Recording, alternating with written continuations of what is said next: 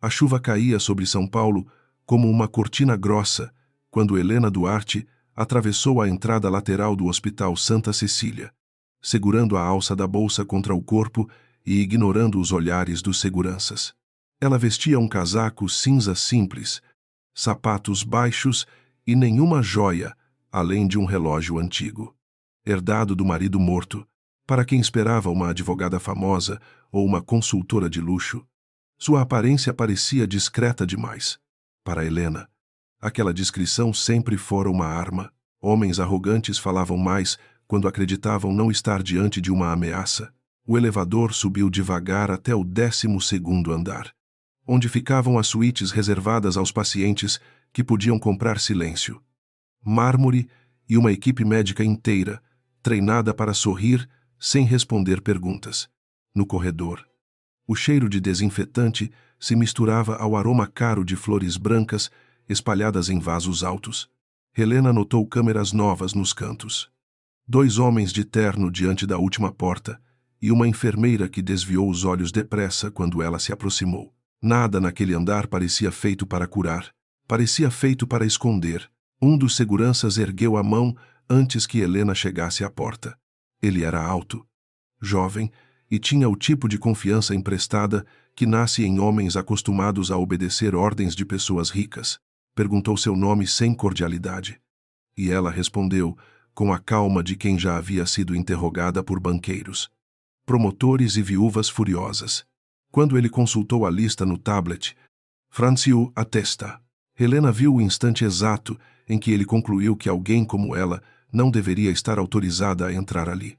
A porta se abriu antes que o segurança decidisse como impedi-la.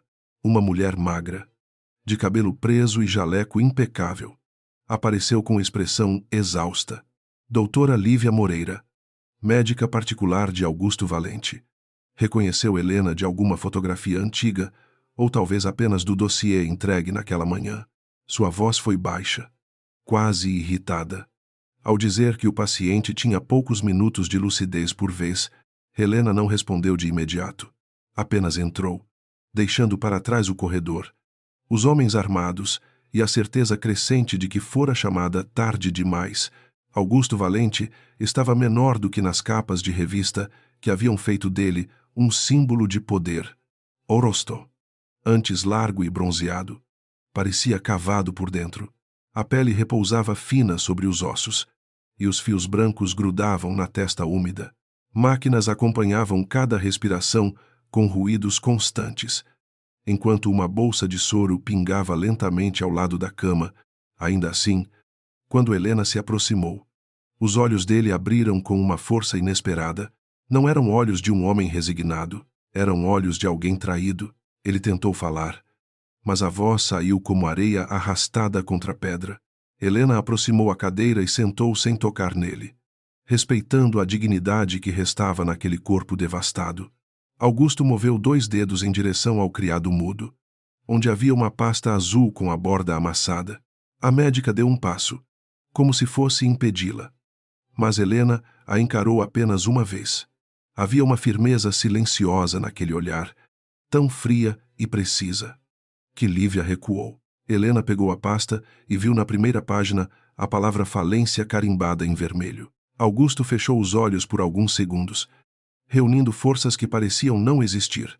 Quando voltou a falar, cada sílaba exigiu sofrimento.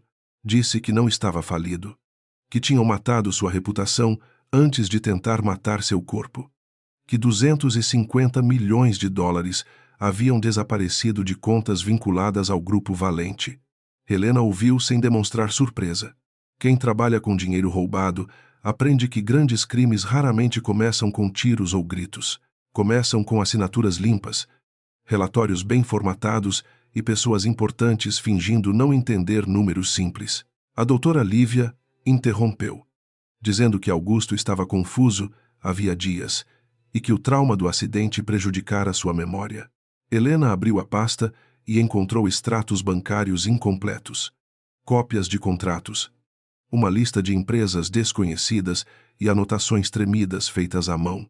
Nada era suficiente para provar uma fraude, mas tudo era estranho demais para ser delírio. Havia datas repetidas, valores quebrados de modo artificial e transferências justificadas por serviços vagos. Helena ergueu os olhos para Augusto.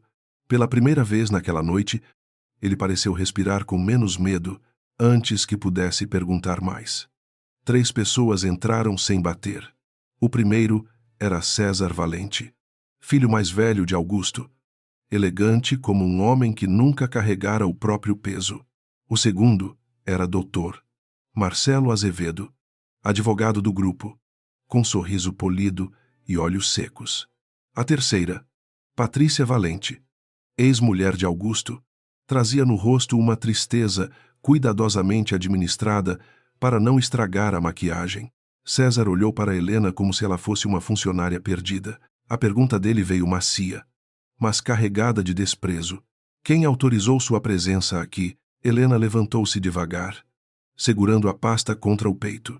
Disse que Augusto a havia chamado, e que enquanto ele estivesse consciente, sua vontade ainda tinha valor. César sorriu, não por achar graça, mas por hábito de domínio. Explicou que o pai estava sob cuidados médicos, que a família conduzia os assuntos patrimoniais e que a falência já era uma realidade reconhecida pelos credores. Marcelo completou que qualquer interferência externa seria considerada tentativa de exploração de pessoa vulnerável. Helena ouviu tudo com atenção. Pessoas culpadas frequentemente revelavam prioridades antes das mentiras. Augusto tentou se erguer, mas a dor o derrubou contra o travesseiro. César aproximou-se da cama com uma ternura ensaiada e pediu ao pai que descansasse, usando uma voz quase infantil que fez Helena sentir repulsa. Havia algo cruel naquele cuidado público. Augusto virou o rosto para ela e conseguiu murmurar uma palavra. Prove. Não pediu vingança, nem salvação, nem perdão. Apenas prova. Helena entendeu o peso daquela ordem. Para um homem que construíra impérios sobre contratos, morrer sem provas era uma segunda morte, mais lenta e humilhante. César estendeu a mão para tomar a pasta, mas Helena não a entregou. O silêncio endureceu o quarto. Marcelo deu um passo, dizendo que aqueles documentos pertenciam à massa falida do grupo e não podiam sair dali. Helena abriu a bolsa, retirou uma autorização assinada por Augusto dias antes do acidente e a colocou sobre a mesa. O papel tinha reconhecimento digital, data válida e cláusula clara de representação técnica independente. Marcelo leu, empalidecendo apenas o suficiente para que Helena percebesse. César manteve o sorriso, mas seus olhos perderam calor. Helena não fingiu vitória. Sabia que uma folha de autorização não a protegia de homens que haviam conseguido transformar um bilionário em mendigo hospitalizado. Guardou a pasta com cuidado e perguntou a Augusto se havia alguém dentro da empresa em quem ainda confiasse. O velho fechou os olhos, procurando um nome entre dores e sedativos. Depois, sussurrou Rafael. Marcelo desviou o olhar no mesmo instante. César soltou uma risada curta e disse que Rafael Monteiro era um ex-funcionário ressentido, demitido por incompetência. Para Helena, aquela reação valeu mais que uma confissão. Quando saiu da suíte, César a acompanhou até o corredor. Não havia pressa em seus passos. Ele queria que ela sentisse a extensão do território dele, o brilho do piso, a obediência dos seguranças, o silêncio comprado de todos. Disse que admirava mulheres determinadas, especialmente as que sabiam o momento de parar antes de se machucarem.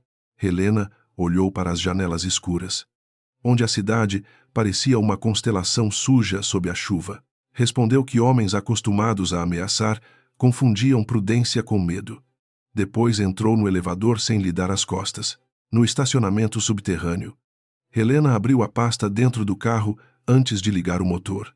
A luz interna iluminou as primeiras páginas com uma palidez de confessionário. As empresas tinham nomes comuns, quase preguiçosos, como Horizonte Participações, Atlântico Serviços Técnicos e Nobreza Consultoria. Todas haviam recebido pagamentos por estudos de viabilidade ligados a obras que nunca avançaram. Os valores eram grandes, mas não grandes o bastante para chamar atenção isoladamente. A soma, porém, contava outra história. 32 milhões numa semana. 19 na seguinte. O roubo tinha disciplina. Ela dirigiu até seu apartamento em Pinheiros, sem ligar o rádio. A cidade passava em manchas luminosas. E Helena sentia o antigo peso voltando aos ombros. Anos antes, quando denunciara uma fraude em um banco de investimento, perdera o marido em um assalto nunca esclarecido e ganhara a fama de mulher difícil. Os colegas que a elogiavam em privado passaram a evitá-la em público. Desde então, ela escolhera casos menores. Empresas familiares. Heranças confusas. Disputas sem cadáveres. Augusto Valente. Porém, trazia de volta o cheiro do abismo. O apartamento era pequeno para alguém que um dia frequentara salas de conselho. Mas Helena gostava da honestidade de suas paredes. Na mesa da cozinha, espalhou os documentos. Acendeu uma luminária e prendeu o cabelo com um lápis. Trabalhava melhor quando a madrugada reduzia o mundo a ruídos distantes. Primeiro separou contratos por data. Depois cruzou beneficiários. Bancos, moedas e assinaturas. Viu que algumas transferências haviam sido autorizadas por certificados digitais emitidos enquanto Augusto estava em viagem, ou internado para um procedimento cardíaco. A fraude não era só financeira, era íntima. Às 3 da manhã, Helena encontrou a primeira rachadura verdadeira. Uma empresa chamada Mar Azul Gestão recebera 47 milhões por consultoria logística, mas o endereço indicado correspondia a uma sala comercial vazia em Santos. A assinatura de Augusto aparecia em 2 autorizações. Porém, a inclinação do traço final era diferente. Quem falsificara conhecia bem a forma geral, mas não o hábito secreto da mão cansada. Helena lembrava de assinaturas como outras pessoas lembravam rostos. Augusto sempre pressionava mais a última letra quando estava irritado. Ali não havia pressão. Ela ligou para um número antigo, sem saber se ainda funcionava. Rafael Monteiro atendeu depois do 5º toque, com voz rouca de quem dormia pouco ou bebia demais. Ao ouvir o nome de Augusto, ficou em silêncio. Helena apresentou-se sem rodeios e disse que precisava falar sobre 250 milhões desaparecidos.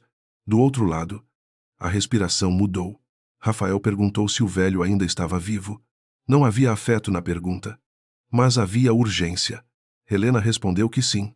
Por enquanto, Rafael pediu que ela fosse encontrá-lo ao amanhecer no mercado municipal. Quando desligou, Helena permaneceu imóvel diante dos papéis. A chuva diminuíra, mas uma goteira distante marcava o tempo como um relógio defeituoso. Ela pensou em Augusto, no homem que talvez tivesse destruído concorrentes, comprado políticos e ignorado alertas de funcionários honestos. Pensou também em César, no sorriso de filho zeloso, escondendo a pressa dos herdeiros. Justiça não era pureza. Às vezes, era apenas impedir que um crime maior devorasse todos os crimes antigos e chamasse isso de destino. Helena sabia que precisava escolher a parte da verdade que ainda podia salvar. O encontro com Rafael aconteceu sob o cheiro forte de frutas maduras e café recém-passado. Ele chegou usando jaqueta escura, barba por fazer e olhos de quem olhava as saídas antes das pessoas. Trazia uma pasta de couro tão gasta quanto sua paciência, sem cumprimentos longos. Disse que avisara Augusto 2 anos antes sobre contas paralelas, contratos inflados e autorizações emitidas fora do fluxo normal. Foi demitido em 48 horas. Acusado de manipular dados. Helena perguntou quem assinara a demissão. Rafael respondeu com uma palavra: César. Eles caminharam entre bancas enquanto Rafael falava baixo. Segundo ele, o roubo começara pequeno, disfarçado em aditivos de obras e fundos de reserva. Depois, quando Augusto adoeceu e se afastou das reuniões, César assumiu poderes operacionais e cercou o pai de assessores escolhidos. A falência fora encenada por meio de dívidas aceleradas, garantias executadas e notícias plantadas em jornais econômicos. Helena perguntou por que Rafael não procurara a polícia. Ele riu sem alegria, disse que tentara, mas sem documentos originais. Era apenas um homem desempregado, acusando herdeiros ricos. Rafael abriu a pasta e mostrou uma planilha impressa. As linhas pareciam comuns, até Helena notar uma coluna oculta, revelada por marcas de impressão. Havia códigos de aprovação, iniciais e horários. Alguns horários coincidiam com madrugadas em que nenhum departamento financeiro deveria funcionar. Outros apareciam minutos antes de comunicados internos anunciarem prejuízos irreversíveis. Helena sentiu a mente organizar o caos em camadas. Não bastava seguir o dinheiro.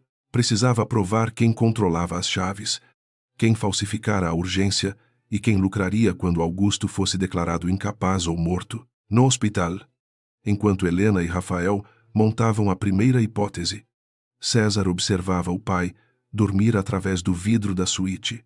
Doutora Lívia aguardava atrás dele, com os braços cruzados e uma expressão cada vez mais tensa. César perguntou se Augusto poderia falar novamente com clareza.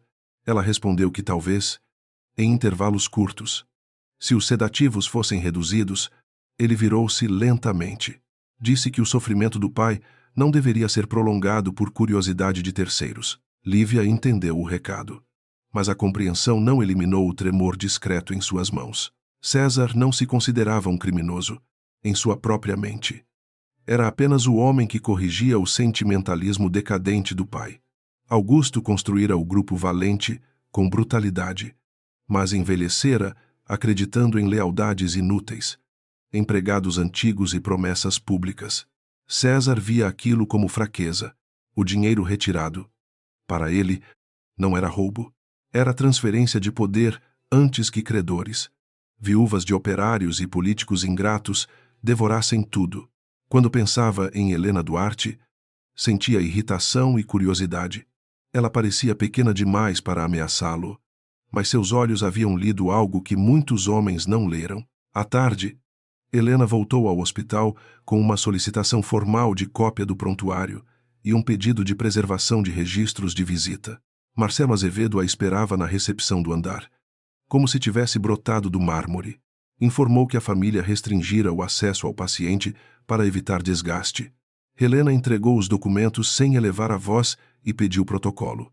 Marcelo disse que ela insistia em transformar uma tragédia familiar em palco profissional. Helena respondeu que tragédias familiares não costumavam movimentar 250 milhões por empresas sem funcionários.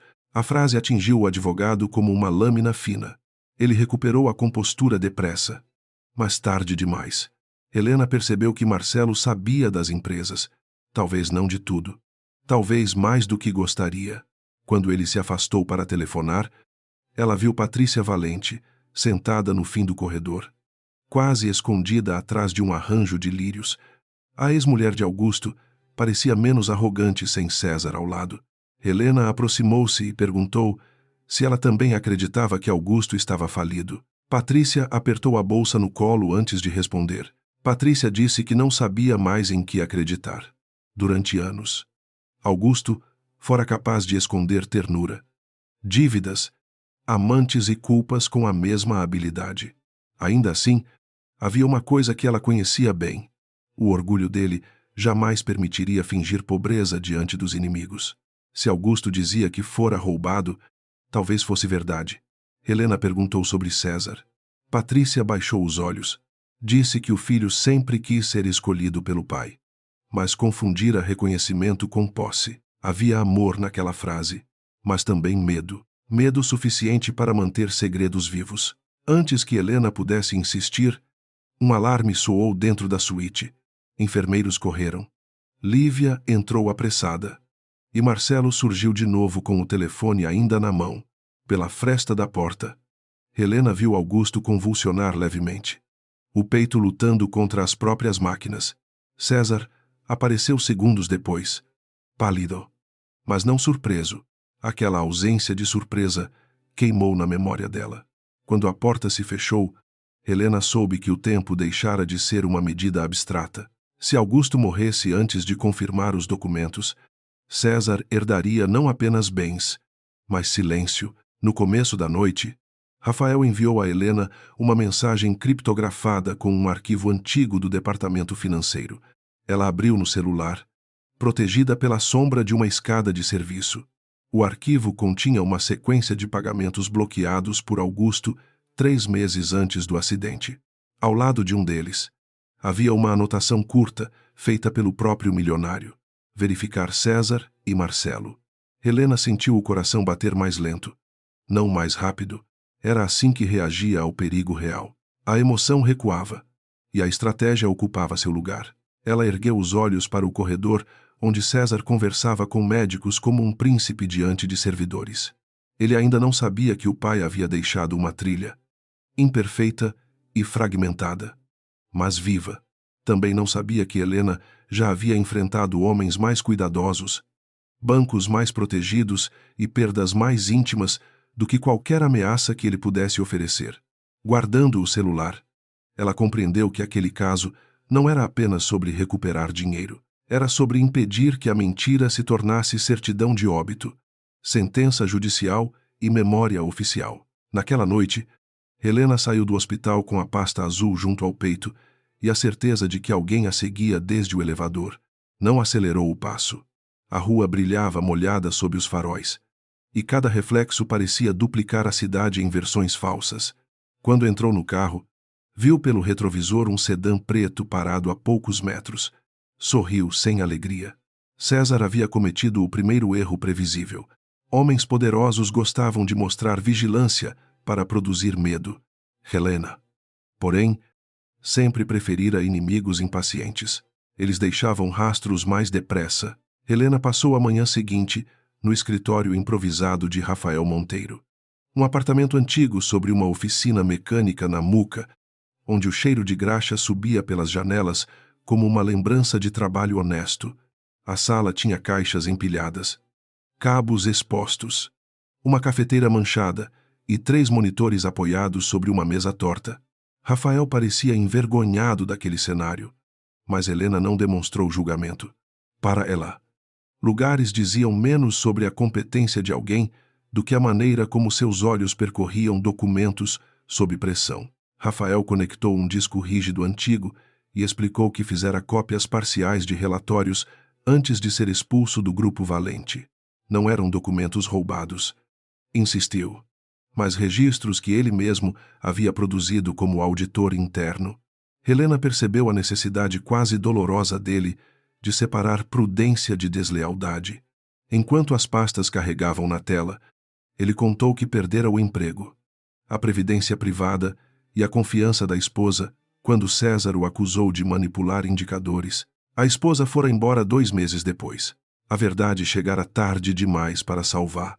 Helena não consolou Rafael com frases fáceis. Apenas pediu que mostrasse a sequência das aprovações, desde os primeiros contratos até os pagamentos maiores. Ele obedeceu. E as linhas começaram a desenhar uma arquitetura de paciência criminosa. Primeiro, surgiam estudos técnicos baratos. Depois, aditivos emergenciais. Depois, consultorias internacionais, sempre aprovadas por comitês criados na ausência de Augusto. O dinheiro não desaparecera de uma vez, fora drenado como sangue por incisões pequenas, feitas em lugares escolhidos para que o corpo demorasse a perceber a própria fraqueza. Entre os arquivos, Helena encontrou o nome de um fundo chamado Pedra Clara Investimentos, apresentado como veículo de proteção patrimonial em tempos de crise. O fundo recebera recursos da holding Valente antes que credores fossem informados sobre a suposta insolvência. Rafael disse que tentara rastrear os cotistas, mas as camadas legais terminavam em administradoras estrangeiras e procuradores sem rosto. Helena anotou cada detalhe em um caderno preto. Não confiava apenas em telas. O papel a obrigava a pensar com lentidão. E a lentidão, em crimes complexos, era uma forma de coragem. No hospital, Augusto acordou durante 20 minutos e encontrou César sentado ao lado da cama, lendo em silêncio um relatório de imprensa. O filho ergueu os olhos e sorriu com ternura estudada. Disse que Helena estava perturbando todos e que talvez fosse melhor revogar aquela autorização antes que pessoas oportunistas transformassem sua doença em espetáculo. Augusto tentou responder, mas a boca seca atrasou as palavras. César aproximou um copo com canudo, paciente, como quem alimenta um inimigo indefeso. Por dentro, porém, Sentia a irritação de quem via o controle ameaçado. Augusto bebeu pouco e desviou o rosto. A memória vinha a ele em fragmentos, como fotografias molhadas. Lembrava-se de uma reunião no topo do edifício Valente, de Marcelo evitando seus olhos, de César dizendo que o mercado exigia medidas agressivas. Lembrava-se também de ter assinado algo sob pressão. Talvez uma autorização temporária. Talvez apenas um documento médico. O medo maior não era morrer. Era descobrir que, durante meses, sua própria arrogância abrira as portas para quem desejava enterrá-lo vivo sob papéis oficiais. À tarde, Helena pediu a Rafael que buscasse todos os contratos ligados à Mar Azul Gestão. A empresa vazia em Santos era pequena demais para justificar 47 milhões. Mas justamente por isso, podia ser uma porta. Criminosos sofisticados adoravam grandes estruturas.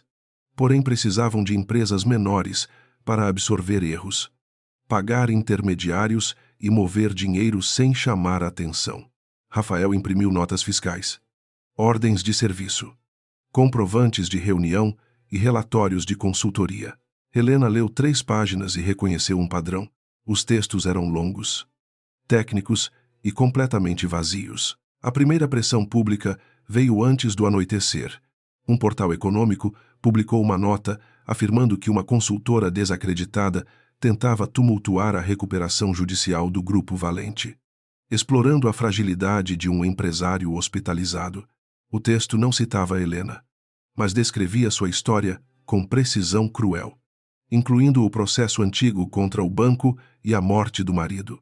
Rafael leu a matéria em voz alta e parou no meio. Constrangido, Helena tomou o celular de sua mão. Terminou a leitura sozinha e colocou o aparelho sobre a mesa. Rafael esperava raiva, mas encontrou silêncio. Helena caminhou até a janela, observando o movimento da rua. As motos cortando poças. Os homens saindo da oficina com mãos escuras de óleo. Disse que César havia escolhido atacar sua credibilidade antes que ela atacasse os documentos. Aquilo confirmava que ele temia o caminho aberto por Augusto. Rafael perguntou se ela queria recuar. Talvez consultar um advogado próprio. Talvez esperar alguns dias. Helena virou-se com uma calma quase severa. Respondeu que difamação era o alarme dos culpados quando a porta começava a ceder. Naquela noite, Helena visitou a casa de Patrícia Valente em Higienópolis. A mansão tinha a beleza cansada de um casamento que sobrevivera mais tempo nas fotografias do que na intimidade. Havia retratos antigos de César adolescente, ao lado do pai, ambos sorrindo com a rigidez de quem competia até diante da câmera. Patrícia recebeu Helena numa sala azul, sem empregados por perto. Disse que não podia entregar documentos, porque César controlava tudo, desde a internação. Ainda assim, colocou sobre a mesa uma chave pequena, presa a uma fita vermelha. A chave abria um armário no antigo escritório particular de Augusto, no prédio central do grupo. Patrícia não sabia o que havia lá dentro. Apenas lembrava que o ex-marido aguardara separado dos cofres oficiais. Helena perguntou por que ela ajudava agora. Patrícia demorou a responder. Disse que odiara Augusto muitas vezes, mas nunca desejara vê-lo reduzido a uma caricatura de velho falido. Também temia César, não apenas pelo que ele fizera, mas pelo que se tornava quando alguém o contrariava, o amor materno. Nela carregava uma vergonha amarga. Do outro lado da cidade, César reunia Marcelo Azevedo e 2 diretores financeiros em uma sala reservada de um clube privado. O ambiente cheirava a madeira encerada, charutos caros e privilégios antigos. Marcelo defendia uma medida judicial para limitar Helena, alegando risco ao patrimônio e à saúde de Augusto. César ouviu com impaciência, girando um copo de água mineral entre os dedos. Queria algo mais rápido. Queria desacreditar Rafael, pressionar Patrícia e impedir qualquer acesso ao escritório do pai. Sobretudo, queria descobrir quanto Helena já sabia. Um dos diretores, Álvaro Siqueira, sugeriu que talvez fosse prudente renegociar com alguns credores e esfriar a exposição pública. César o encarou como se a prudência fosse uma doença contagiosa. Disse que homens fracos chamavam medo de estratégia. Marcelo interveio, lembrando que Helena não era uma curiosa, mas uma especialista que derrubara executivos antes. César sorriu ao ouvir aquilo. Para ele, o passado dela era uma fraqueza, não uma ameaça. Pessoas feridas podiam ser empurradas com facilidade para a imagem de instáveis. Bastava encontrar a cicatriz certa. Na manhã seguinte, Helena e Rafael entraram no prédio do Grupo Valente, usando a autorização de Augusto e uma notificação protocolada. O saguão ainda exibia a grandiosidade de outro tempo, com colunas claras, painéis metálicos e o logotipo da empresa brilhando, como se a falência fosse apenas um boato ofensivo. Funcionários evitavam olhar diretamente para Helena, alguns por medo, outros por vergonha, poucos por hostilidade real. Ela conhecia aquele silêncio corporativo. Era feito de salários, filhos na escola, financiamentos pendentes e uma esperança covarde de não ser chamado a escolher. O escritório de Augusto ficava no último andar, trancado desde o acidente. Um gerente de segurança tentou negar acesso, mas Rafael mostrou a notificação e Helena pediu que qualquer recusa fosse registrada por escrito. A frase produziu efeito imediato. Ninguém em empresas grandes gostava de assinar ilegalidades com o próprio nome. A porta foi aberta, revelando uma sala ampla com vista para a cidade, livros de engenharia, mapas de obras e uma mesa de madeira marcada por décadas de decisões. Helena sentiu ali a presença de um homem difícil, não inocente. O armário indicado por Patrícia ficava atrás de um painel lateral. A chave girou com resistência, e por um instante, Helena imaginou que nada encontraria além de papéis antigos e vaidades de fundador. Dentro havia agendas, fotografias, cópias de contratos e uma pequena caixa metálica. Rafael prendeu a respiração ao ver etiquetas com anos e códigos internos. Helena abriu a caixa e encontrou pendrives numerados. Além de um envelope lacrado com sua própria assinatura no verso, não era a assinatura dela, mas a de Augusto, tremida e recente. No envelope havia uma carta curta. Augusto escrevia que, se alguém encontrasse aquilo depois de sua morte, deveria procurar uma profissional capaz de entender que números mentem apenas quando alguém os obriga. Não citava Helena pelo nome, mas descrevia o banco que ela enfrentara anos antes e a coragem de pagar preço alto por uma verdade impopular. Helena leu sem emoção aparente. Porém, algo se moveu dentro dela. Augusto a escolhera não por amizade, nem por confiança pessoal, mas porque reconhecera em sua ruína uma competência que outros desprezavam. Os pendrives continham gravações de reuniões e cópias de e-mails exportados de uma conta privada de Augusto. Rafael ficou pálido ao ver mensagens trocadas entre Marcelo e César sobre a criação de comitês emergenciais. Ainda não havia confissão, mas havia intenção. Falavam em retirar o velho do circuito, consolidar assinaturas e acelerar o colapso controlado antes que auditorias externas interferissem. Helena mandou Rafael fazer cópias criptografadas em 3 dispositivos diferentes. Enquanto ele trabalhava, ela percebeu que uma câmera no canto da sala havia sido reposicionada recentemente. A descoberta chegou tarde. Quando saíram do escritório, César os esperava no corredor com 2 seguranças e Marcelo ao lado. Seu sorriso parecia educado para quem não soubesse ler músculos tensos. Perguntou se Helena costumava invadir propriedades privadas com ex-funcionários demitidos. Ela respondeu que não havia invasão quando existia autorização válida e testemunhas. César olhou para a caixa metálica nas mãos de Rafael. Depois para Helena. Disse que objetos retirados dali seriam considerados furtados. Helena inclinou a cabeça, quase com pena. Pediu que Marcelo repetisse a acusação diante das câmeras. Marcelo não repetiu. O corredor inteiro compreendeu algo naquele silêncio. Embora ninguém dissesse nada, César aproximou-se de Helena o suficiente para que apenas ela ouvisse. Chamou-a de viúva ressentida, mulher que transformava luto em profissão, caçadora de fantasmas financeiros. Helena sentiu a lembrança do marido surgir como um golpe antigo, mas não permitiu que o rosto obedecesse à dor. Respondeu que homens fracos atacavam mortos quando não conseguiam refutar vivos. César sustentou o olhar dela por 2 segundos a mais do que deveria e então deixou caminho livre. De volta ao apartamento de Rafael. Os dois examinaram as gravações até a madrugada. Em uma delas, Augusto discutia com César sobre pagamentos sem lastro. A voz do velho era dura, impaciente, ainda poderosa. César, mais jovem e frio, dizia que o pai não entendia a velocidade do novo mercado.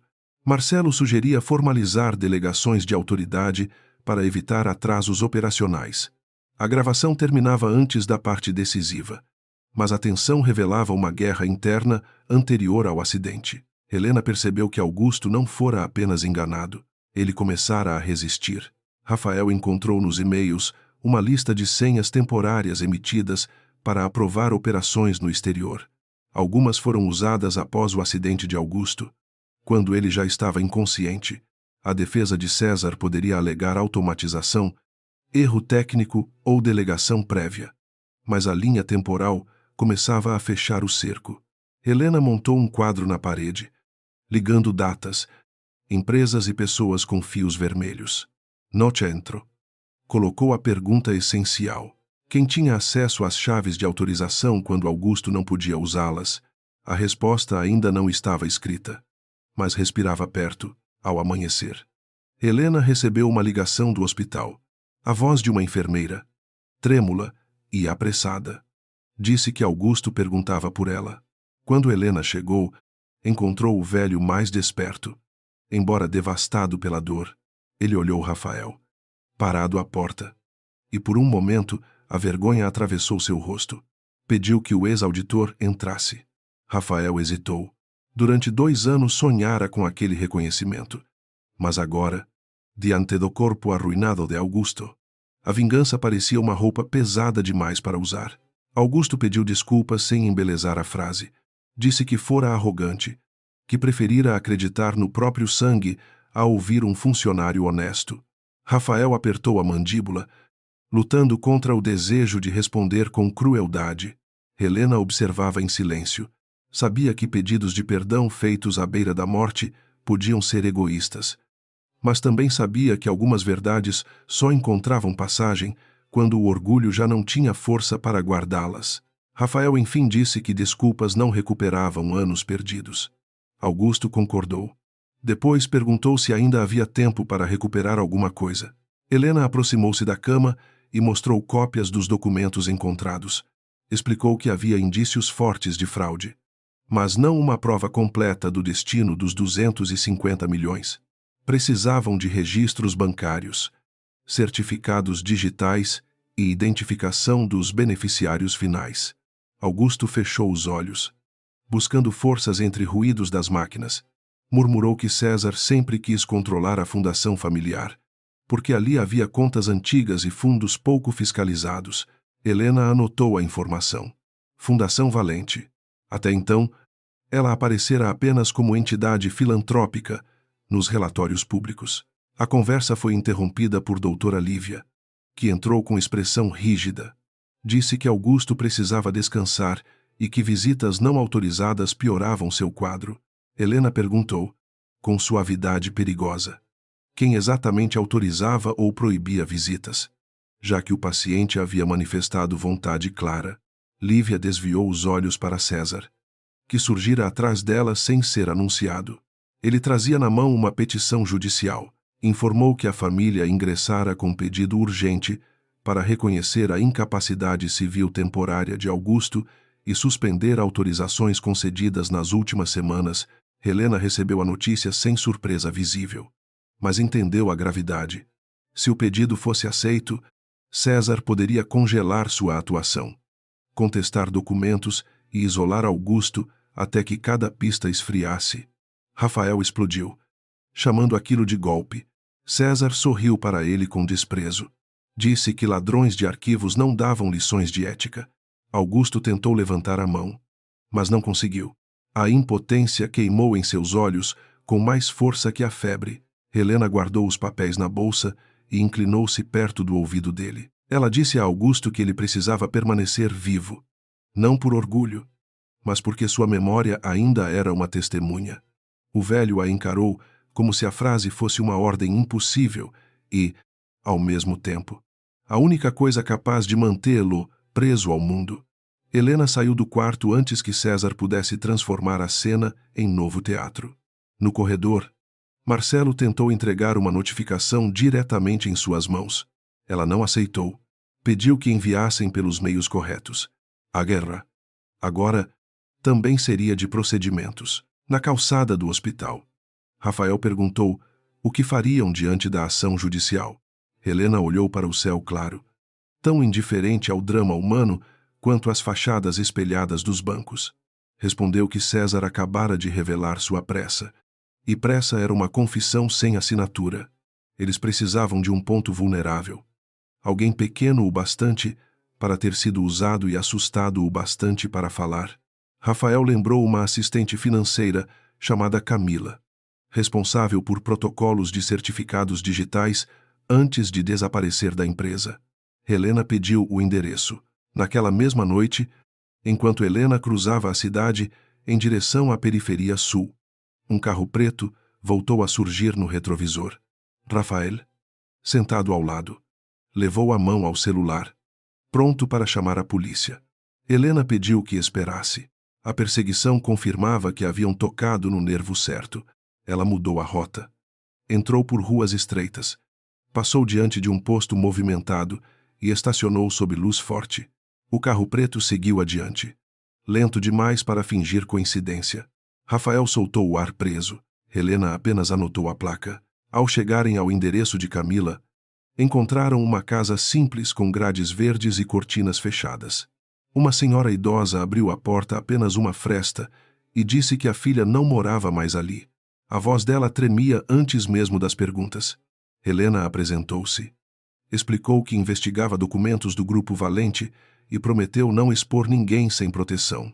A mulher olhou para Rafael, depois para a rua vazia, e sussurrou que Camila havia saído depois de receber dinheiro e ameaças. Não sabia onde estava, mas deixara uma caixa escondida. Dentro da caixa havia crachás antigos, recibos, um celular quebrado e uma folha com códigos impressos. Helena reconheceu o formato das autorizações temporárias. No verso, escrito com caneta azul, havia uma frase curta: "Não fui eu quem usou as chaves depois do acidente." A caligrafia era nervosa, inclinada, quase infantil. Rafael sentou-se no degrau, abalado. Helena guardou a folha em um envelope plástico. Pela primeira vez, desde o começo do caso, a fraude deixava de ser apenas uma construção financeira e ganhava a voz de alguém encurralado. Quando voltou para casa, Helena encontrou a porta do apartamento entreaberta. Nada de valor havia sido levado. As gavetas estavam reviradas. Os livros no chão. A fotografia do marido caída, com o vidro rachado. Sobre a mesa, alguém deixara uma cópia da matéria difamatória impressa, com uma única frase escrita em marcador vermelho: "Pare antes que enterre outro homem." Helena ficou imóvel por vários segundos, sentindo a dor antiga tentar arrancar-lhe reação. Depois recolheu a fotografia, limpou os cacos com cuidado e colocou a pasta azul de Augusto no centro da mesa. A ameaça pretendia fazê-la sangrar para dentro, onde ninguém veria. Em vez disso, produziu clareza. Helena ligou para Rafael. Mandou que escondesse as cópias em lugar seguro e não voltasse para casa naquela noite. Depois abriu o computador, organizou todos os arquivos em ordem cronológica e começou a escrever um relatório preliminar. Cada frase precisava ser seca, verificável, impossível de reduzir a emoção. Lá fora, a cidade continuava enorme e indiferente. Dentro dela, porém, a guerra finalmente encontrara forma. César queria medo. Helena lhe entregaria método. Helena não dormiu depois da invasão do apartamento. Quando o céu começou a clarear, ela ainda estava sentada à mesa, cercada por papéis, cabos, envelopes plásticos e uma xícara de café frio que não lembrava ter servido. O vidro rachado da fotografia do marido repousava ao lado do relatório, como uma ferida, recusando-se a fechar. Ela não permitiu que a lembrança a paralisasse. Havia aprendido que o luto quando manipulado por inimigos. Precisava ser guardado num lugar inacessível até que a verdade estivesse segura. O relatório preliminar tinha 27 páginas, cada uma escrita com a precisão de quem sabia que qualquer adjetivo seria usado contra ela. Helena descreveu as empresas sem funcionários, os pagamentos em sequência, os certificados digitais usados após o acidente e a ligação entre César, Marcelo e os comitês emergenciais.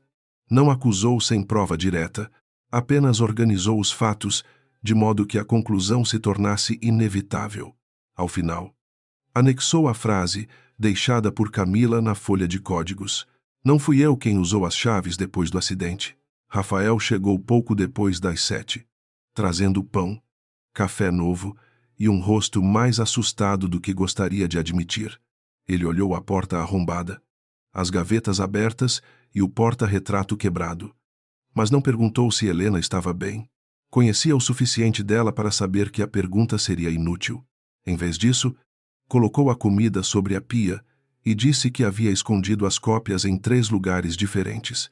Helena agradeceu com um movimento curto da cabeça. Entre pessoas feridas, confiança muitas vezes nascia sem ternura. Eles decidiram procurar Camila antes que César a encontrasse de novo.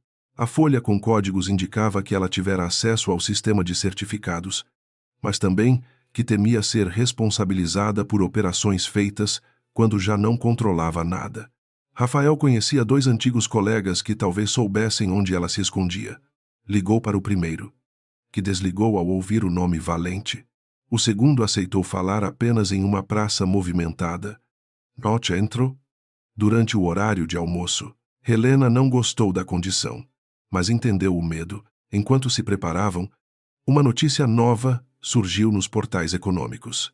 O texto afirmava que credores estrangeiros pressionavam pela liquidação imediata de ativos do Grupo Valente, citando fontes próximas à família. A reportagem também mencionava a possibilidade de Augusto ter assinado contratos sem plena capacidade mental meses antes do acidente. Helena leu 2 vezes. Era uma peça cuidadosamente plantada para transformar qualquer documento favorável a Augusto em dúvida. César não estava apenas se defendendo. Ele reescrevia a história antes que os juízes, a imprensa e os herdeiros a lessem. No hospital, Augusto teve uma manhã de febre e delírio.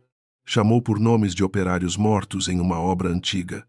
Pediu relatórios que já não existiam e confundiu César com o próprio pai. Doutora Lívia observava a agitação com a culpa presa na garganta. Sabia que a dose de sedativos fora aumentada na noite anterior por orientação de César. Embora a justificativa oficial falasse em conforto, quando Augusto murmurou o nome de Helena, Lívia se afastou da cama, pressionando as unhas contra a palma. Sua obediência começava a pesar demais. César chegou ao hospital antes do meio-dia, impecável, perfumado, com a serenidade de quem acredita que o mundo é um tabuleiro particular. Perguntou a Lívia se o pai havia recebido visitas ou feito ligações. Ela respondeu que não, mas hesitou por meio segundo. César percebeu. Aquele pequeno atraso bastou para transformar sua voz em ameaça.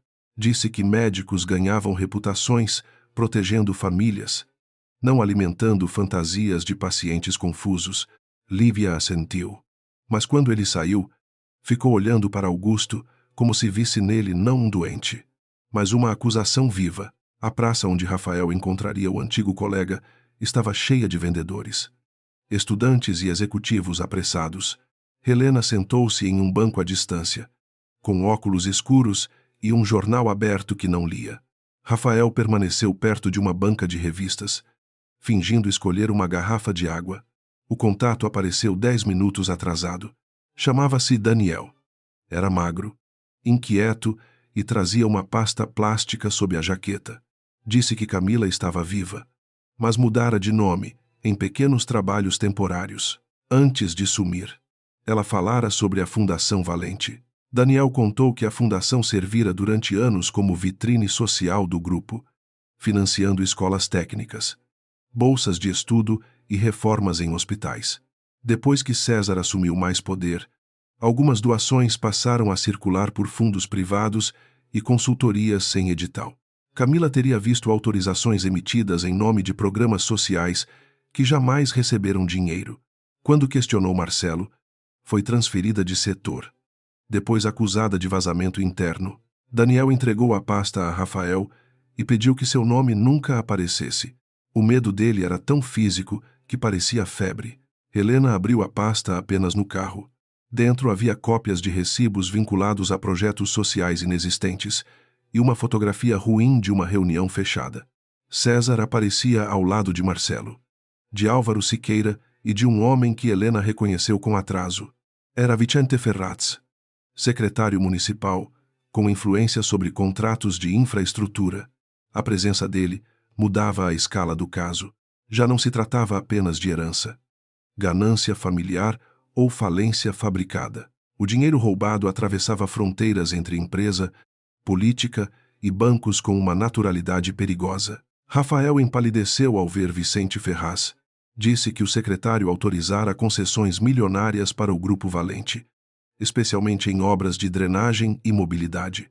Se a fundação lavava dinheiro por projetos sociais falsos, talvez parte dos 250 milhões financiasse favores políticos e proteção regulatória. Helena permaneceu em silêncio, reorganizando mentalmente o quadro. Quanto maior a rede, maior a chance de alguém falhar, mas também maior a violência dos envolvidos. Um filho corrupto era uma ameaça. Um sistema inteiro encurralado podia se comportar como animal ferido. A primeira armadilha veio no fim da tarde. Rafael foi abordado por 2 policiais civis quando saía de uma copiadora, levando documentos duplicados. A acusação era furto de dados empresariais e tentativa de extorsão contra a família Valente. Helena chegou minutos depois, mas encontrou Rafael já algemado, com o rosto vermelho de humilhação. Marcelo estava ali, falando com um delegado como quem comenta uma partida de tênis. Ao ver Helena, abriu um sorriso educado.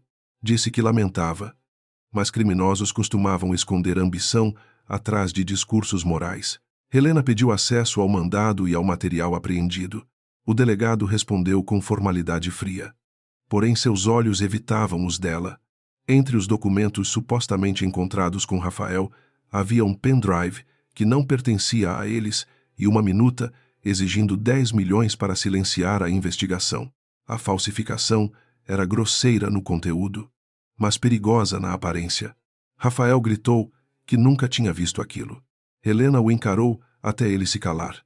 Em uma prisão fabricada, indignação excessiva virava espetáculo. Ela precisava mantê-lo humano, não desesperado. Na delegacia, Marcelo tentou negociar.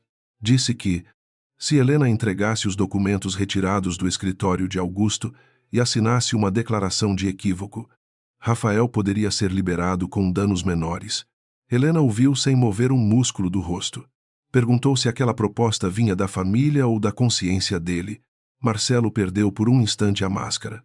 Disse que ela não entendia a quantidade de pessoas que seriam destruídas se insistisse em abrir velhos cofres. Helena respondeu que pessoas inocentes não costumavam chamar provas de cofres. A prisão de Rafael mudou o equilíbrio emocional do caso. Sozinha, Helena voltou ao apartamento dele para recolher o que ainda pudesse ser protegido. Encontrou a porta intacta, mas o computador principal havia sido apagado remotamente. Ela não se desesperou. Rafael fizera cópias, e criminosos impacientes sempre subestimavam redundância. No entanto, havia algo novo sobre a mesa. Um envelope sem remetente. Dentro, uma cópia da certidão de óbito do marido dela, com uma anotação no canto. Alguns acidentes se repetem quando certas mulheres esquecem limites. Helena sentou-se devagar. Não por medo, mas porque o corpo às vezes reagia antes da vontade. Durante anos, ela evitara pensar nos detalhes da morte de Tomás. O assalto, a investigação preguiçosa, a coincidência com sua denúncia bancária, o arquivo desaparecido do celular dele. A ameaça insinuava que César pesquisara sua vida ou, pior, conversara com pessoas que conheciam velhos métodos. Por um instante, a sala pareceu encolher. Depois, Helena levantou-se, guardou a certidão no envelope e decidiu que dor antiga também podia virar prova de padrão. No hospital, Augusto recuperou breves minutos de lucidez ao anoitecer. Lívia estava sozinha com ele, ajustando equipamentos, quando ele agarrou seu pulso com uma força surpreendente. Perguntou por Helena. Depois por um código que repetiu 3 vezes, sempre com dificuldade. 27. 9. Delta. Marfim. Lívia não entendeu. Augusto insistiu, olhos arregalados, como se tentasse arrancar do próprio cérebro uma porta prestes a se fechar. Pediu que ela escrevesse. A médica hesitou, mas anotou o código em um pedaço de prescrição e o escondeu no bolso. César entrou logo depois e percebeu a agitação do pai. Perguntou o que ele dissera. Lívia mentiu pela primeira vez de maneira completa. Respondeu que Augusto chamara por Patrícia e reclamara de dor. César observou seu rosto por tempo demais, mas a urgência de outra ligação o distraiu. Auxerre avisou que a audiência sobre incapacidade fora marcada para 2 dias depois. Lívia sentiu o papel escondido pesar como chumbo. Entendeu que a mentira a colocara dentro da guerra, não mais como cúmplice passiva, mas como testemunha assustada. Helena recebeu o código de Lívia por meio de uma ligação anônima feita de um telefone público próximo ao hospital. A médica não disse seu nome, mas a voz trêmula bastou. 27. 9. Delta. Marfim. Helena repetiu devagar, tentando reconhecer o padrão. Não era número de conta comum, nem senha bancária simples. Talvez fosse referência a contrato, sala, cofre, fundo ou transação. Quando perguntou por Augusto, a ligação caiu. A rua, ao redor dela, pareceu mais escura.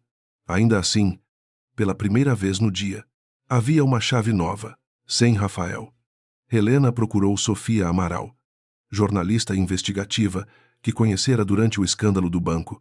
Sofia trabalhava agora em um veículo independente. Depois de ser processada por empresas ligadas ao Grupo Valente, encontraram-se em uma livraria quase vazia, entre estantes de direito e economia.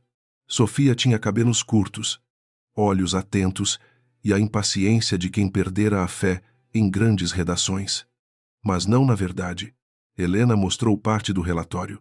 Sem entregar tudo, Sofia leu em silêncio, e sua expressão endureceu ao encontrar o nome de Vicente Ferraz. Sofia explicou que investigara a Fundação Valente anos antes, quando uma escola técnica inaugurada com festa nunca abriu as portas. A matéria fora engavetada depois de pressão jurídica e perda de anunciantes. Ela guardara entrevistas com moradores, fotos de obras abandonadas e notas fiscais duplicadas. Helena pediu acesso ao material. Sofia perguntou se havia prova suficiente para publicar. Helena respondeu que publicar cedo demais salvaria César, porque ele destruiria o resto e se apresentaria como vítima. Sofia sorriu sem alegria. Disse que, enfim, alguém entendia que informação também precisava de tempo certo. Naquela noite, Helena cruzou o código de Augusto com as planilhas da fundação. O número 27 correspondia a um projeto social em Santos. 9 era o lote de pagamentos. Delta aparecia como classificação de risco e Marfim era o nome abreviado de uma conta fiduciária. A combinação revelou uma operação escondida, sob bolsas de estudo para jovens técnicos. O valor inicial era pequeno, mas conduzia a transferências sucessivas para Pedra Clara Investimentos.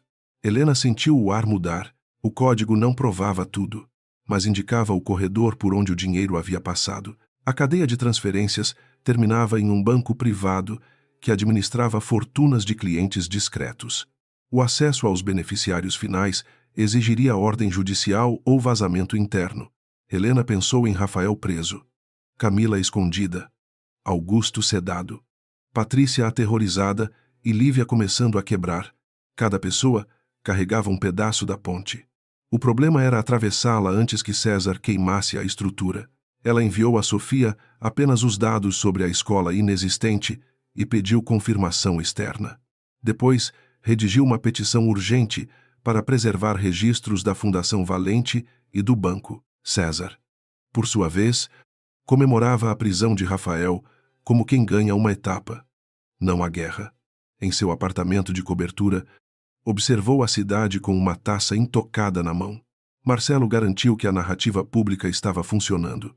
Rafael seria visto como funcionário rancoroso, Helena como viúva instável e Augusto como doente manipulado. César ouviu, mas não se sentiu aliviado. Havia algo nela que resistia às categorias fáceis. A mulher não gritava, não implorava, não aceitava provocação. Pessoas assim eram difíceis de quebrar porque não ofereciam superfície. Marcelo sugeriu acelerar a transferência final dos recursos ligados à Pedra Clara. César hesitou. Mover dinheiro sob pressão podia produzir rastros, mas deixá-lo parado era permitir que Helena se aproximasse. Álvaro Siqueira, cada vez mais nervoso, disse que Vicente Ferraz não queria seu nome em relatórios nem investigações de fundação. César respondeu que Vicente recebera proteção suficiente para se lembrar de sua lealdade. O tom encerrou a discussão. Ainda assim, quando ficou sozinho, César ligou para um operador bancário e autorizou preparativos. A arrogância dele começava a ceder à pressa. Na manhã seguinte, a prisão de Rafael apareceu nos jornais como confirmação de uma tentativa de chantagem. Helena leu as manchetes no caminho para o tribunal, onde protocolaria a petição de preservação. Não tentou corrigir a imprensa naquele momento. Verdades incompletas lançadas em público antes da hora morriam como fósforos na chuva. Ao entrar no prédio, sentiu olhares sobre ela, alguns curiosos, outros hostis, poucos solidários. Marcelo já estava no corredor, cercado de papéis e confiança. A audiência de incapacidade ainda não começara, mas o cerco institucional estava montado. O juiz responsável pela medida cautelar ouviu Helena por apenas 15 minutos. Ela apresentou os indícios de uso de certificados após o acidente, os pagamentos da fundação e a relação com empresas vazias. Marcelo contra-argumentou que se tratava de fragmentos obtidos irregularmente por uma pessoa sem autoridade. Helena mostrou a autorização de Augusto e a carta encontrada no escritório. O juiz não concedeu tudo, mas determinou a preservação temporária dos registros digitais da Fundação Valente. Era pouco. Ainda assim, César ficaria impedido de apagar algumas portas sem deixar marca. Alcer. Helena recebeu uma mensagem de Sofia. A escola técnica do projeto 27 nunca funcionara, mas havia recebido equipamentos em notas fiscais assinadas por uma empresa ligada ao cunhado de Vicente Ferraz. Além disso, uma antiga funcionária aceitara falar, desde que tivesse proteção. Helena fechou os olhos por um segundo. As peças começavam a tocar umas nas outras, produzindo som de engrenagem. No mesmo instante, outra mensagem chegou de número desconhecido. Era uma foto de Camila, sentada em um ônibus, com a frase: "Ela também pode desaparecer". Helena compreendeu então que César não apenas rastreava seus movimentos, ele sabia que Camila era uma ameaça e usava sua imagem como isca. O instinto pediu urgência, mas a estratégia exigia frieza. Ela encaminhou a foto para Sofia e pediu que verificasse o terminal pelas placas visíveis. Depois, ligou para Patrícia, que atendeu chorando baixo. César acabara de visitá-la e exigira a chave de qualquer outro armário, cofre ou lembrança de Augusto. Helena pediu que ela saísse de casa por algumas horas. Patrícia perguntou se ainda havia salvação. Helena olhou para a escadaria do tribunal, para os advogados apressados, para o céu opaco sobre a cidade. Respondeu que salvação não era a palavra certa. Havia prova, havia tempo e havia coragem. Cada uma em quantidade insuficiente, mas ainda existente. Do outro lado da linha, Patrícia respirou como alguém que se agarra a uma corda fina. Helena desligou e voltou para o carro. O código de Augusto abrira um caminho até Pedra Clara. Rafael precisava sair da prisão. Camila precisava ser encontrada. E César, finalmente, começava a cometer erros que não poderia comprar. Helena passou o resto daquele dia fazendo exatamente aquilo que César esperava ver. Cancelou uma reunião. Deixou de responder a 2 provocações de Marcelo e permitiu que Sofia publicasse apenas uma nota discreta sobre falhas antigas em projetos sociais da Fundação Valente, sem mencionar fraude, bancos ou nomes centrais. Para quem a observava de fora, parecia recuo. Para César, acostumado a medir coragem pelo volume das ameaças, aquilo soou como cansaço. Helena sabia que a vaidade dele preencheria os espaços vazios com a conclusão que mais lhe agradava. Na manhã seguinte, ela visitou Rafael na delegacia, levando roupas limpas e uma serenidade que o irritou. Ele estava abatido, com barba crescida e os olhos fundos, mas ainda conservava a teimosia de quem perdera quase tudo e por isso não tinha muito a negociar. Perguntou por que ela parecia tão calma se Marcelo havia plantado provas. Camila estava sob ameaça e Augusto podia ser declarado incapaz em questão de horas. Helena respondeu que César estava correndo, e homens correndo deixam pegadas mais profundas do que homens confiantes. O advogado público que acompanhava Rafael não entendia a complexidade do caso, mas Helena lhe entregou uma linha simples. O pendrive usado para incriminar Rafael continha metadados incompatíveis com o computador dele e fora criado depois que ele já estava sob vigilância. Além disso, a minuta de extorsão usava termos jurídicos que Rafael jamais empregaria. O delegado ouviu com expressão defensiva. Helena não exigiu milagre. Apenas protocolou tudo. Pediu preservação das câmeras da copiadora e deixou claro que qualquer destruição posterior seria lida como participação institucional no abuso. Ao sair da delegacia, encontrou Sofia dentro de um carro estacionado sob uma árvore. A jornalista trouxera informações sobre o terminal de ônibus da foto de Camila. A imagem fora feita perto da rodoviária do Tietê, mas a placa refletida no vidro indicava um ônibus que seguia para Campinas. Sofia rastreara uma compra de passagem paga em dinheiro, registrada no nome falso de Mariana Costa. Helena apertou o envelope no colo. Camila não estava apenas fugindo. Alguém a empurrava por rotas visíveis, como se quisesse que Helena a seguisse sem pensar. Elas decidiram não ir diretamente atrás dela. Sofia acionou uma fonte policial fora da órbita de Marcelo, enquanto Helena procurou a promotora Júlia Naves, uma mulher jovem demais para ser subestimada e séria demais para ser manipulada por elogios. Júlia trabalhava em crimes financeiros e já ouvira o nome Valente em investigações engavetadas por falta de testemunhas. Recebeu Helena em uma sala simples, com pilhas de processos e uma janela estreita. Não prometeu proteção imediata. Pediu documentos, cronologia, nomes e algo que pudesse sobreviver ao ataque de bons advogados. Helena entregou uma versão controlada do relatório, preservando as fontes mais frágeis. Explicou que precisava de ordens urgentes para rastrear a conta Marfim e impedir a transferência final de recursos do Fundo Pedra Clara. Júlia ouviu sem interromper, anotando apenas quando surgiam datas verificáveis.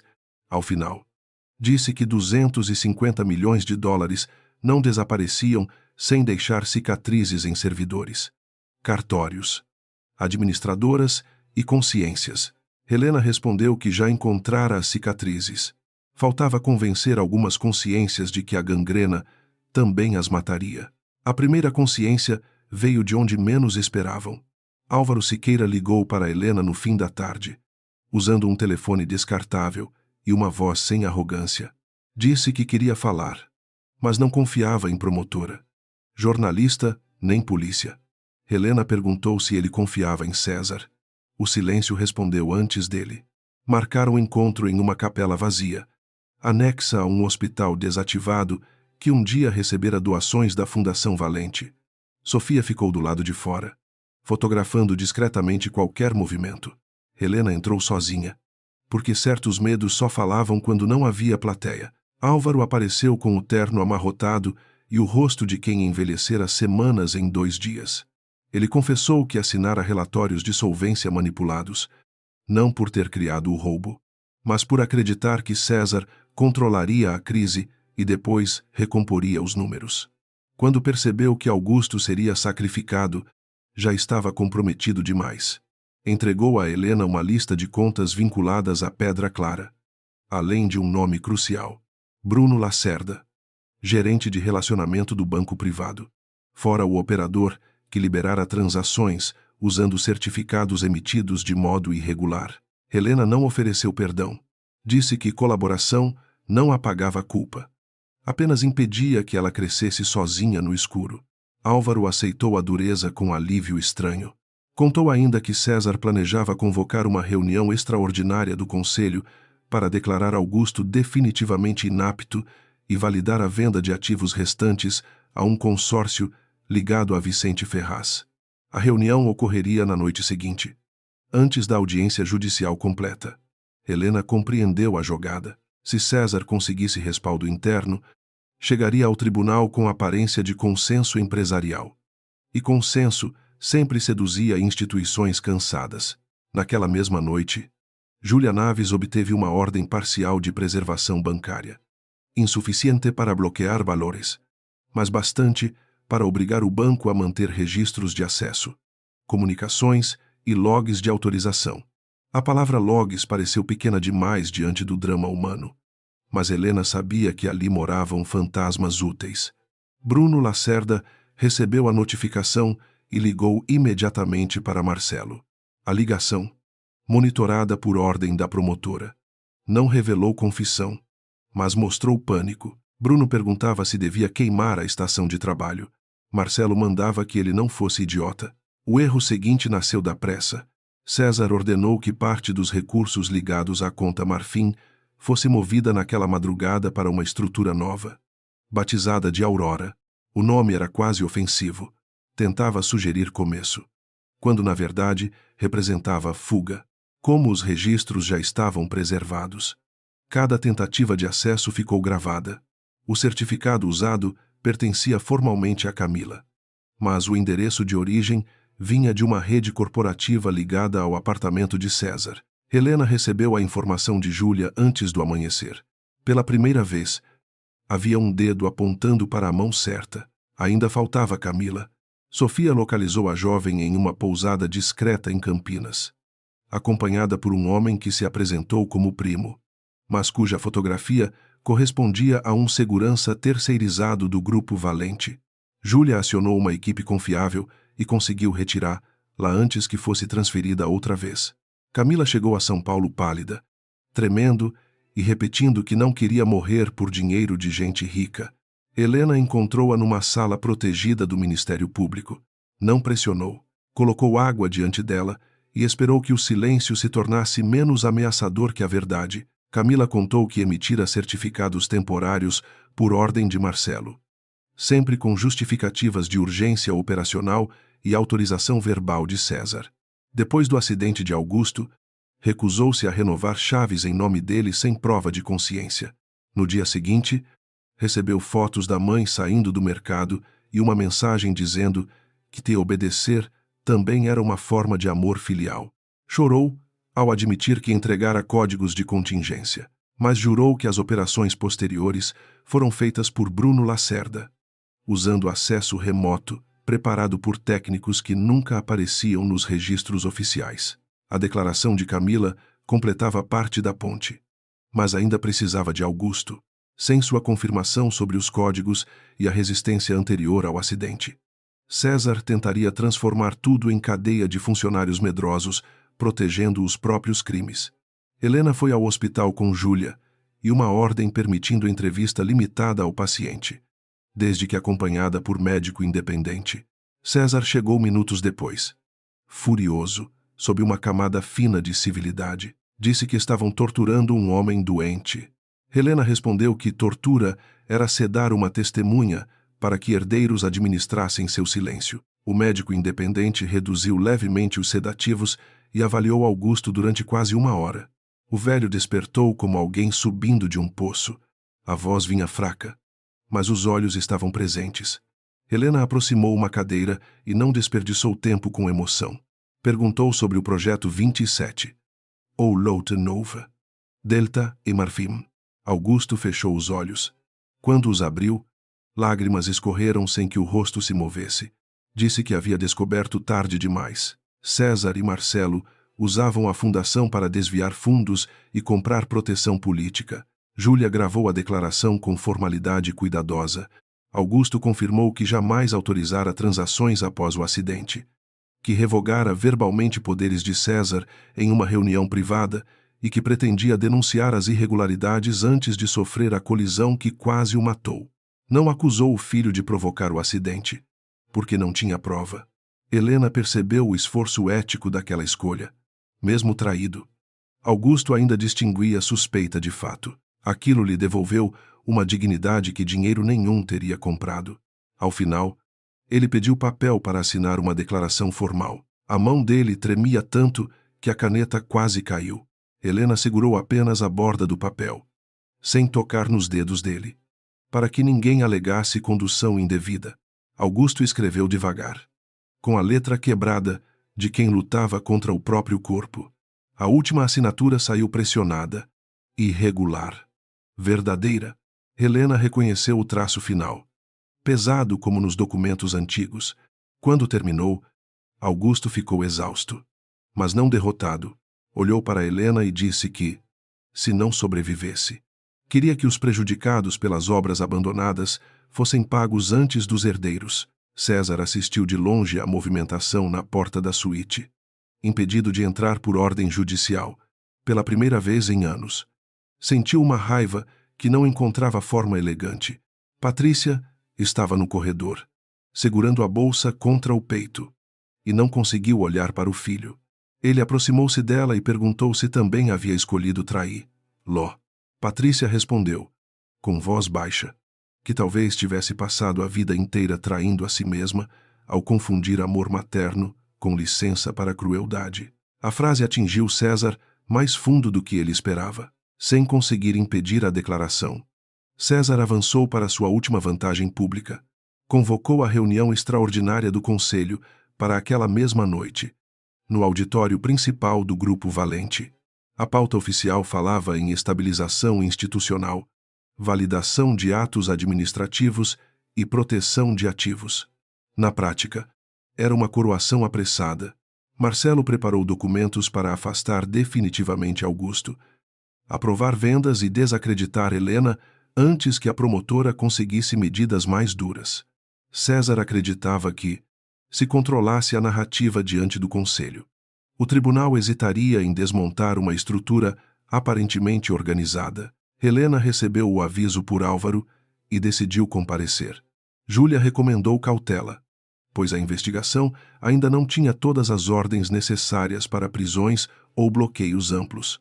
Sofia queria publicar imediatamente o material da fundação. Rafael, liberado provisoriamente graças às câmeras da copiadora e às inconsistências do pendrive, insistia em ir junto. Helena ouviu todos e escolheu o caminho mais arriscado. Não exporia todas as provas, mas forçaria César a falar diante de testemunhas, sob registros internos preservados. Arrogância, quando estimulada, costumava preencher lacunas que advogados evitavam. O auditório do Grupo Valente parecia preparado para uma peça de poder. Telões exibiam gráficos de recuperação. Fileiras de conselheiros cochichavam. Diretores evitavam contato visual e seguranças bloqueavam entradas laterais. César subiu ao palco com a confiança de um homem que confundia iluminação com legitimidade. Falou sobre responsabilidade, legado e necessidade de proteger milhares de empregos. Citou a doença do pai com falsa dor e classificou acusações recentes como ruído provocado por pessoas sem compromisso com a empresa.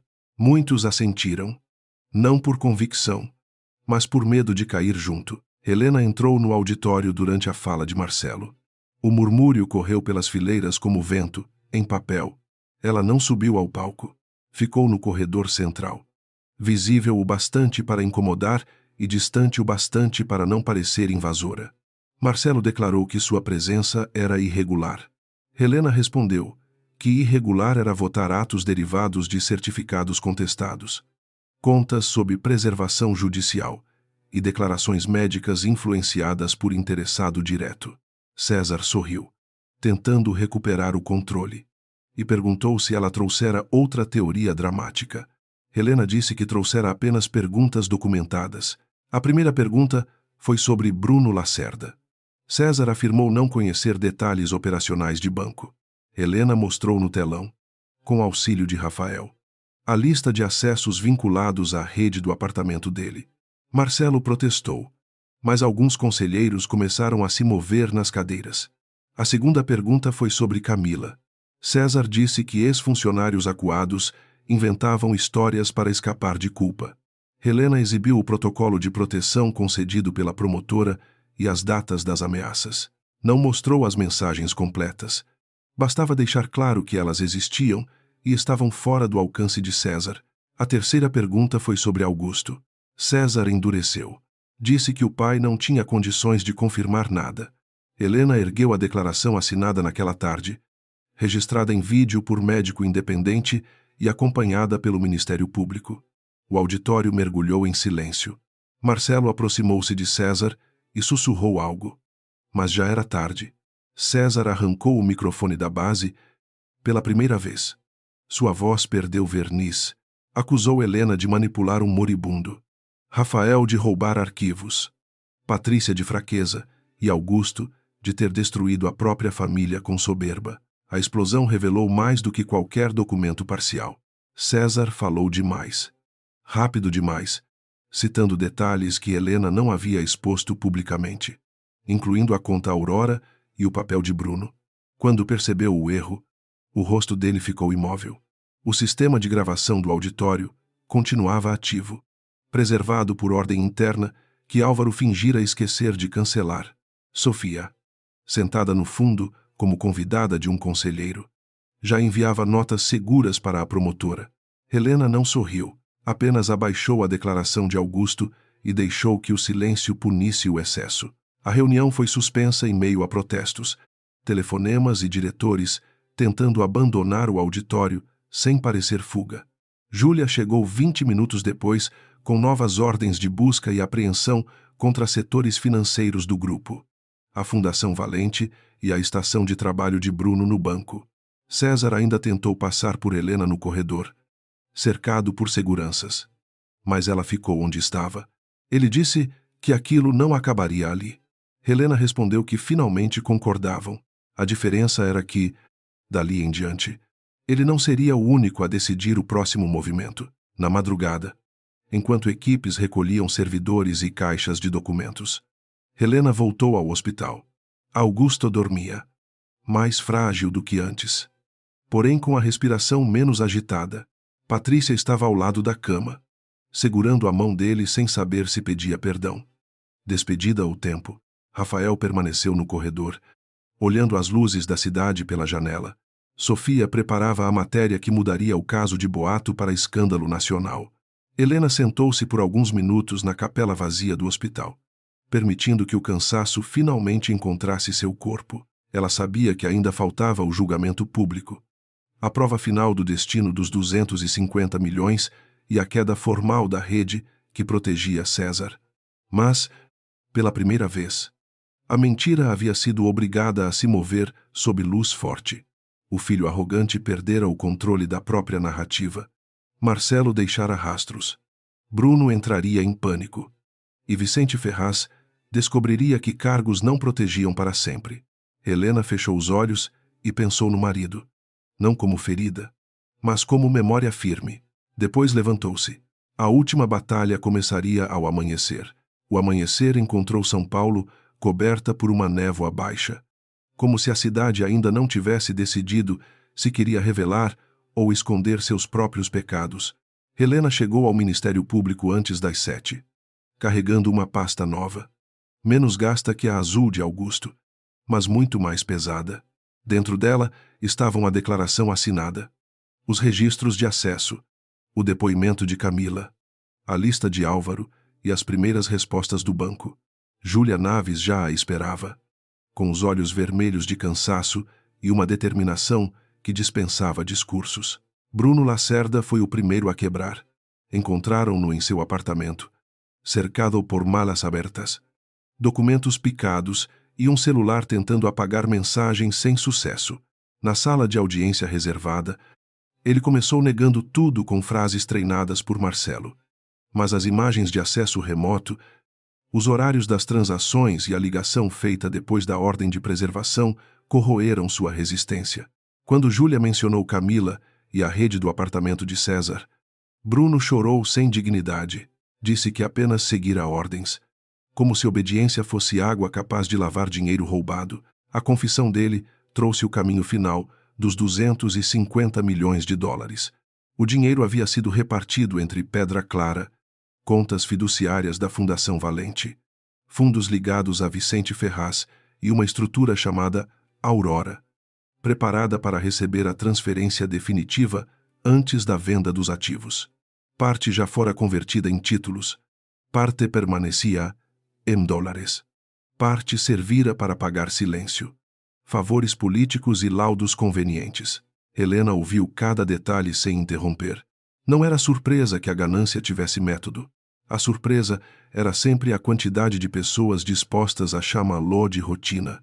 A audiência emergencial foi marcada para aquela tarde, em uma sala grande demais para parecer íntima e pequena demais para conter o peso do escândalo.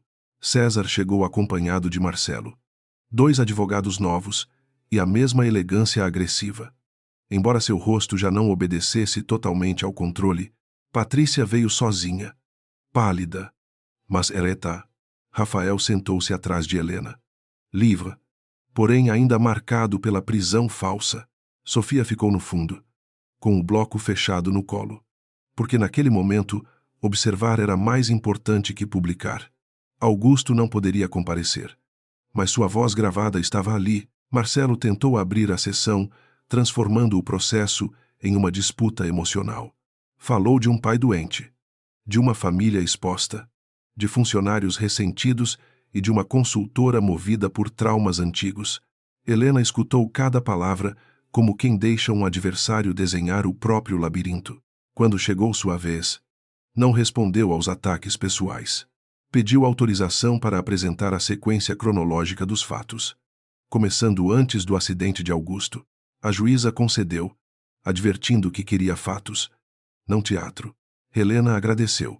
César sorriu de lado. Ainda certo de que fatos podiam ser dobrados, a primeira camada foi simples. Helena mostrou os contratos de consultoria sem entrega, as empresas sem funcionários, os endereços vazios e os pagamentos fragmentados para evitar a tensão. Depois avançou para os certificados digitais emitidos em nome de pessoas subordinadas, usados em horários incompatíveis, no caso mais grave, acionados quando Augusto estava inconsciente.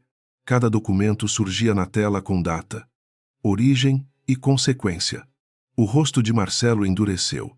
O de César permaneceu imóvel, mas sua mão direita apertou a caneta até que os nós dos dedos ficassem brancos. A segunda camada trouxe Camila. A jovem entrou protegida por agentes, com o cabelo preso e a voz frágil. Mas suas respostas foram firmes.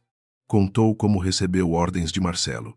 Como César aparecia nas reuniões apenas para lembrar que lealdade seria recompensada e dúvida seria punida. Como as ameaças à mãe a fizeram entregar códigos de contingência. O advogado de César tentou insinuar que ela inventava tudo para escapar da responsabilidade. Camila olhou para Helena antes de responder. Disse que tinha culpa por ter cedido. Mas culpa não era autoria. Rafael veio em seguida. Falou da auditoria interna, dos alertas ignorados, da demissão fabricada e da tentativa de incriminá-lo com um pendrive plantado. Não se apresentou como herói. E isso deu força ao depoimento. Admitiu que guardara cópias por medo e orgulho. Admitiu que queria ver Augusto reconhecer seu erro. Admitiu que odiara a família Valente por destruir sua vida. Depois, ergueu os olhos para a juíza e disse que ódio não criava transferências bancárias, não falsificava certificados e não movimentava contas depois de um acidente. A sala ficou silenciosa. Então veio a gravação de Augusto. Sua voz rouca, fraca, quase quebrada, encheu a sala com uma autoridade estranha, porque não vinha mais da fortuna, mas da proximidade da morte. Ele confirmou a descoberta do projeto 27, do Lotte Nova, da conta Marfim e da resistência anterior ao acidente. Confirmou que pretendia afastar César de poderes operacionais. Confirmou que jamais autorizara as transações posteriores. Quando mencionou que desejava pagar os prejudicados antes de qualquer herdeiro, Patrícia cobriu a boca com a mão, e César desviou os olhos. Marcelo tentou desqualificar a gravação, alegando fragilidade física e influência externa. Júlia apresentou o laudo do médico independente, a filmagem completa da entrevista e os horários de medicação. Helena então exibiu a assinatura de Augusto, comparada a documentos antigos e às autorizações falsas. Explicou a pressão final da letra, o hábito da mão, o traço que falsificadores copiavam na forma, mas não no peso. A juíza observou por longo tempo. Não era uma prova isolada. Helena frisou. Era uma peça dentro de um conjunto que finalmente respirava como verdade. César pediu a palavra. Levantou-se devagar. Ajustou o paletó e tentou recuperar o tom de sucessor responsável. Disse que todos ali confundiam decisões difíceis com crime, que a empresa estava à beira do colapso e que ele apenas buscara proteger empregos. Ativos e legado. Chamou o pai de homem brilhante, mas ultrapassado. Disse que Helena manipulava remorso, medo e ressentimento. Durante alguns minutos, quase pareceu convincente. Era essa a força de César: transformar a ambição em discurso público e fazer a própria crueldade parecer eficiência. Helena esperou que ele terminasse. Depois pediu a exibição da gravação do auditório, especialmente o trecho em que César mencionava a conta Aurora e o papel de Bruno antes que tais detalhes tivessem sido apresentados publicamente. O som de sua própria voz, irada e descuidada, ocupou a sala. César empalideceu pela primeira vez de maneira incontornável. Marcelo fechou os olhos por um segundo.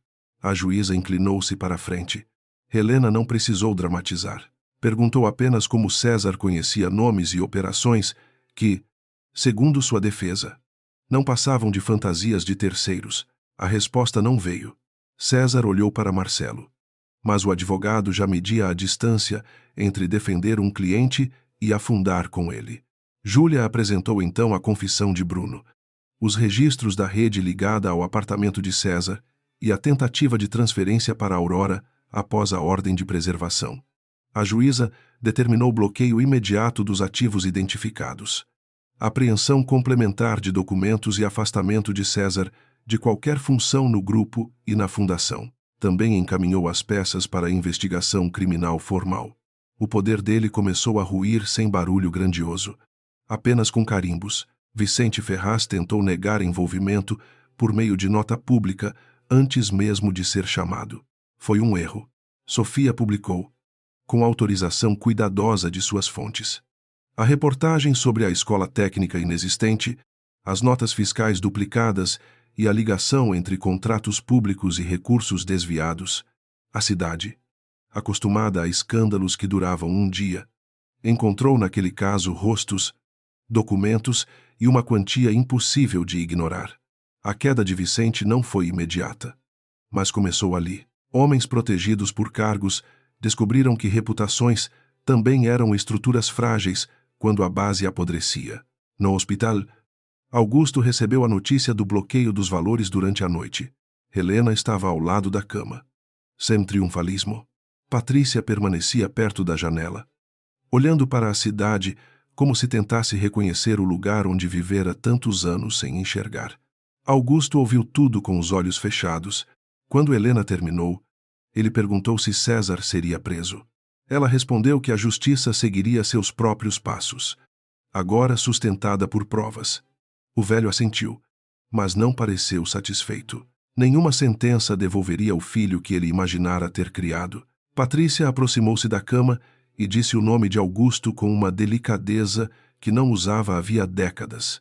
Pediu perdão por ter escolhido o conforto do silêncio tantas vezes, por ter visto a dureza de César crescer e chamado aquilo de ambição saudável. Augusto abriu os olhos e respondeu que também confundira brutalidade com força, lucro com grandeza e obediência com respeito. Não havia reconciliação simples entre eles. Apenas duas pessoas velhas diante dos escombros de escolhas antigas. Mesmo assim, quando Patrícia segurou sua mão, ele não retirou a dele. César foi detido 2 dias depois. Ao tentar deixar a cidade em um voo particular, autorizado por intermediários, não fez cena pública. A arrogância dele recolheu-se para dentro, onde talvez continuasse intacta, mas sem auditório. Marcelo negociou colaboração parcial quando percebeu que Bruno, Camila e Álvaro já haviam reduzido seu valor como guardião de segredos. Álvaro respondeu por seus atos e perdeu o cargo.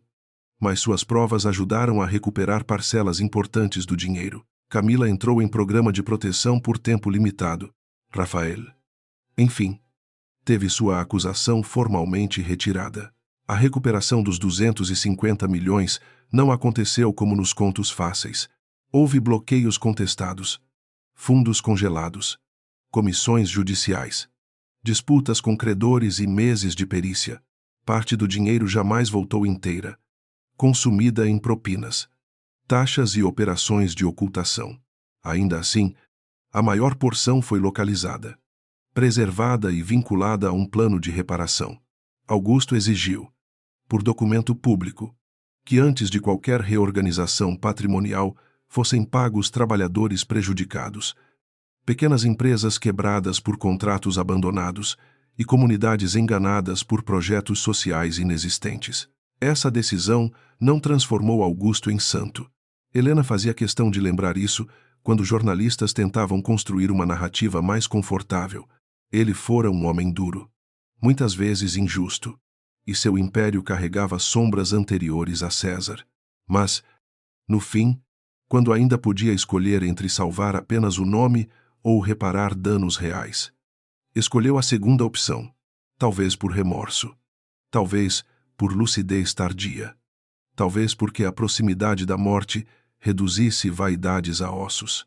Para Helena, motivos importavam menos que consequências quando as vítimas finalmente recebiam algo além de discursos. Meses depois, o antigo prédio do Grupo Valente já não exibia o mesmo brilho arrogante.